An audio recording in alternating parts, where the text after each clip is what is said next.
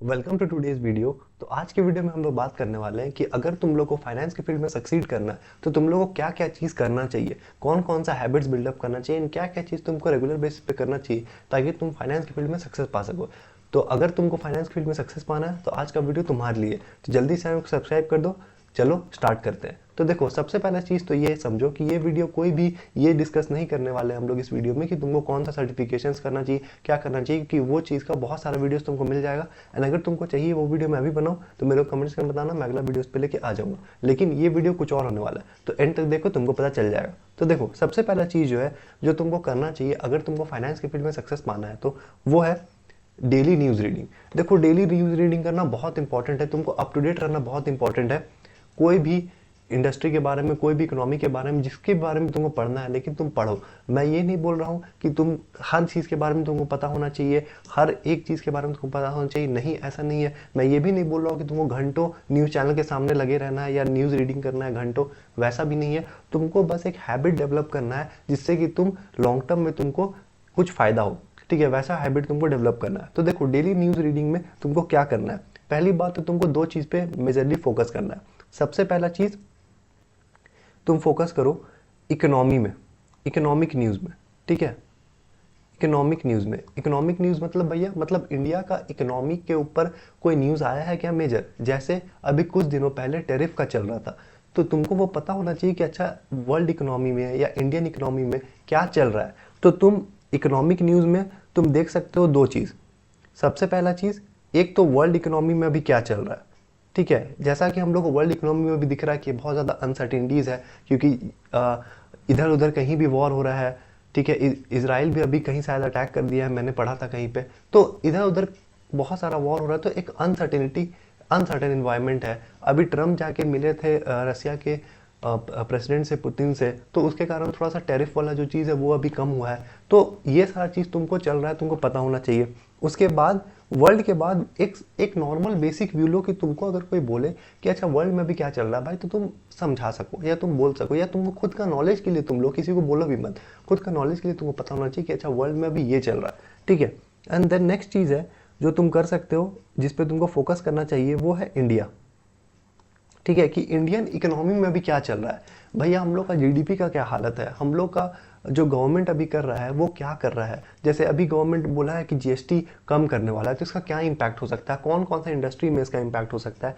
ये सारी चीज़ तुमको थोड़ा सा समझ आना चाहिए एक इकोनॉमिक व्यू में, कि इकोनॉमी गवर्नमेंट क्या कर रहा है, फिर से आरबीआई क्या कर रहा है। ये तुमको इकोनॉमिक लेवल पे कि और क्या चल रहा है हम लोग का इकोनॉमिक लेवल पे, जो हम लोग का इकोनॉमिक ग्रोथ हिंडर कर सकता है या हम लोग इकोनॉमिक ग्रोथ को बूस्ट कर सकता है। ये सारी चीज़ तुमको थोड़ा सा, ये सारा न्यूज़ तुमको पढ़ना चाहिए, ठीक है। पहला चीज़ ये है। एंड देन दूसरा चीज़ है कि तुम कोई भी एक इंडस्ट्री को पकड़ो जिस इंडस्ट्री में तुमको इंटरेस्ट आता है, एंड देन उस इंडस्ट्री के बारे में तुम पढ़ना स्टार्ट करो न्यूज़, ठीक है। हर दिन एक दो आर्टिकल, दो तीन आर्टिकल पढ़ो उस इंडस्ट्री के बारे में, ताकि उससे क्या होगा, तुम्हारा उस इंडस्ट्री के टुवर्ड्स नॉलेज जो होगा वो रोबस्ट होगा। तो इसीलिए पहले जाके मेरा वो वीडियो देख लेना जिसमें मैंने समझाया था कि इंडस्ट्री को कैसे एनालाइज करना है।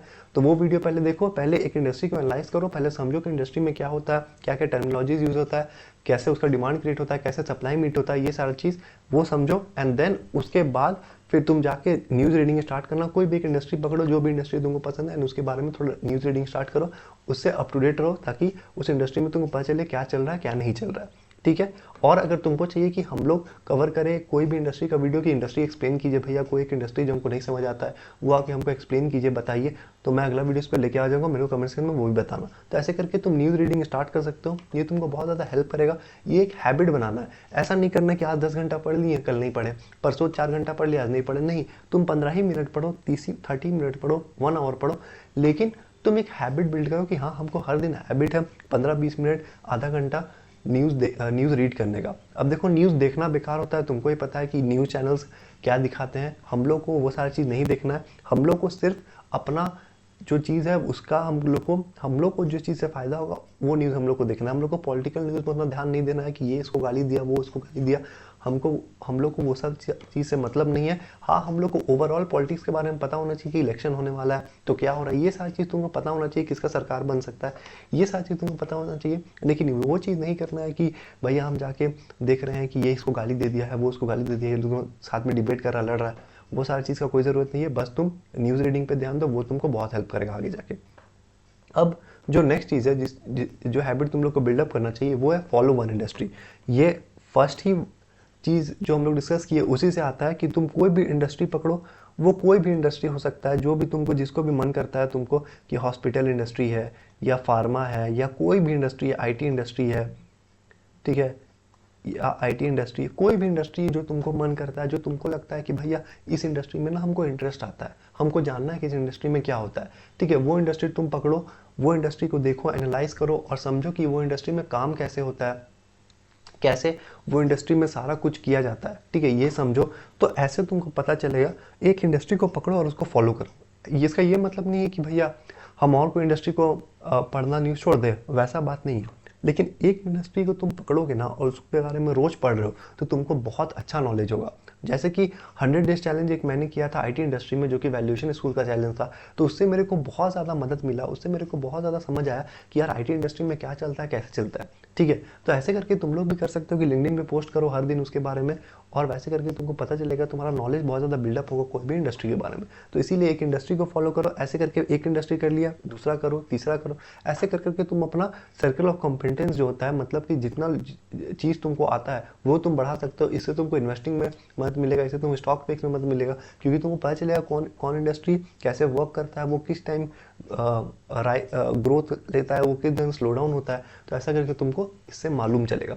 अब जो नेक्स्ट चीज़ है वो है डू मिनी प्रोजेक्ट्स। अब देखो ये चीज़ तुमको अगर जॉब लेना है तो ये चीज़ बहुत इंपॉर्टेंट हो जाता है कोई भी फाइनेंस के स्टूडेंट के लिए, कि तुम मिनी प्रोजेक्ट्स को रेगुलरली करो। रेगुलरली मतलब डेली नहीं, रेगुलरली मतलब डेली का मतलब नहीं है यहाँ पे, ठीक है, यहाँ पे मेरा ये मतलब नहीं कि तुम डेली करो, तुम एटलीस्ट ये टारगेट करो कि हमको, अगर तुम फाइनेंशियल मॉडलिंग एंड वैल्यूएशन सीखे हो, ठीक है, तुम कोई ऐसे बंदे हो जो कि फाइनेंशियल मॉडलिंग एंड वैल्यूएशन का कोई कोचिंग लिया था तो हम सीखे हैं भैया, ठीक है, कहीं से भी तुम सीखे हो, फ्री में यूट्यूब में सीखे हो, डजेंट मैटर, हम सीखे हैं भैया।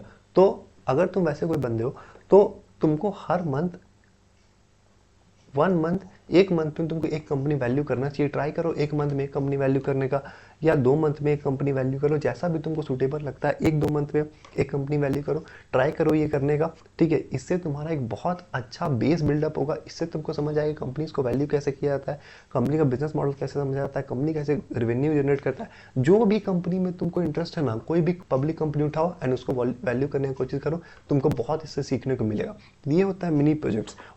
और क्या कर सकते हैं, जो इंडस्ट्री के बारे में तुम पढ़ रहे हो, ठीक है, उस पर रिपोर्ट्स बनाओ, ठीक है, उस पर पीपीटी रिपोर्ट्स बनाओ, ठीक है, जो भी इंडस्ट्री के बारे में तुम पढ़ रहे हो उस पर पीपीटी रिपोर्ट्स बनाओ, उसको लिंक्डइन पे पोस्ट करो। इससे तुमको बहुत ज़्यादा हेल्प मिलेगा, इससे तुमको समझ आएगा कि इंडस्ट्री वर्क कैसे करता है, हम कितना समझे इंडस्ट्री के बारे में। जब तुम लिखने जाओगे कोई इंडस्ट्री के बारे में तब तुमको समझ आएगा कि तुमको उस इंडस्ट्री के बारे में सच में कितना आता है, ठीक है। तो इंडस्ट्री रिपोर्ट्स बनाओ, ऐसे ये तुम्हारा रिज्यूमे भी बिल्डअप करेगा बहुत अच्छा, और ये तुम्हारा नॉलेज बहुत अच्छा बिल्डअप करेगा, जो तुमसे कोई चोरी नहीं कर सकता।